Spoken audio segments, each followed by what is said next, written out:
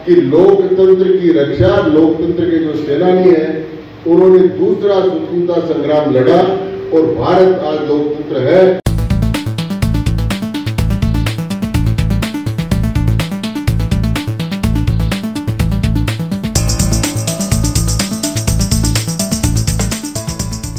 Bharatiya Janata party ने देश भर में 25 जून को काला दिवस मनाया है।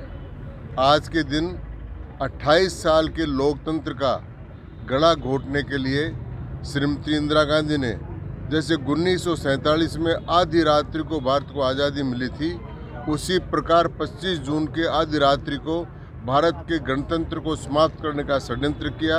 आपातकाल लगा दिया गया, प्रेस पर सेंसरशिप लगा दी गई, कार्यपालिका की शक्तियां समाप्त कर दी, न्यायपालिका पर प्रतिबंध लगा दिया, सारे देश भर को जेल खाना बना दिया।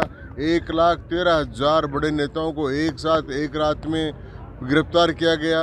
83 लाख लोगों की जबरन नसबंदी कर गई देश भर में, और देश भर में हाहाकार रहा। मैं इस सारी घटनाओं का दर्शक और भुक्तभोगी रहा हूँ। मेरे साथ मैंने चारों काम किए।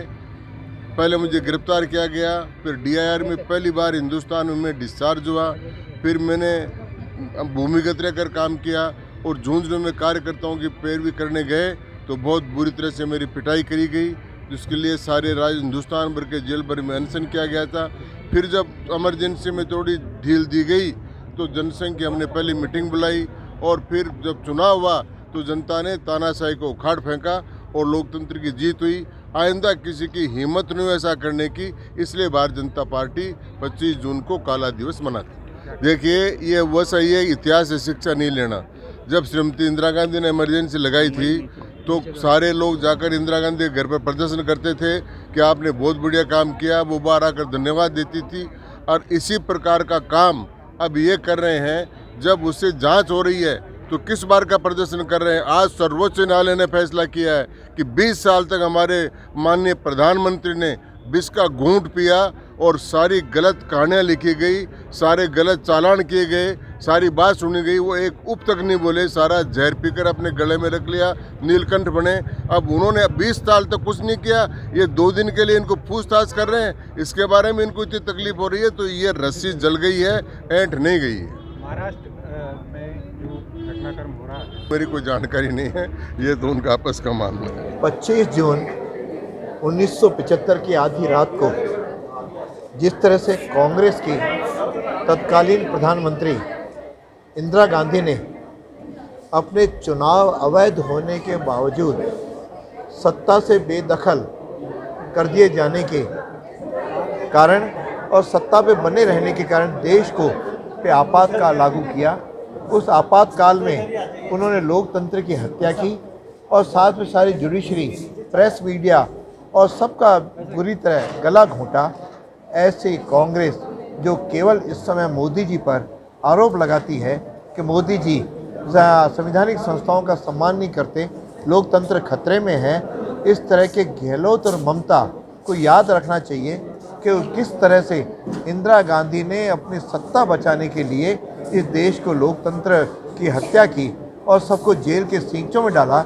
1,40,000 से अधिक विपक्ष के नेताओं को उन्होंने जेल में डाला। मीसा और DIR में लाखों को उन्होंने जेल में डाला। जो भी कोई वंदे मातरम कहता था उसको जेल में ठूंस दिया जाता था। अखबारों के कनेक्शन तक काट लिए गए। इस तरह का जो दृश्य उत्पन्न हुआ, उसका नई पीढ़ी को जानकारी देने के लिए आज देश भर के अंदर भारतीय जनता पार्टी ने इसको काले दिवस के रूप में मनाया। और उसके विवरण हमारे यहाँ पे स्वतंत्रता उस समय के लोकतंत्र सेनानी जो लोकतंत्र की रक्षा के लिए अपने सारा त्याग बलिदान दिए, ऐसों का सम्मान समारोह भी हमने आयोजित किया ताकि हम सब लोग उनसे प्रेरणा लेकर के अपने लोकतंत्र की बहाली के लिए लगातार जागरूक रहें और इस देश के अंदर लोकतंत्र जिंदा रहे, इसके लिए हम सब लोग संकल्पबद्ध हों। इसके लिए हमने इस कार्यक्रम का आयोजन किया।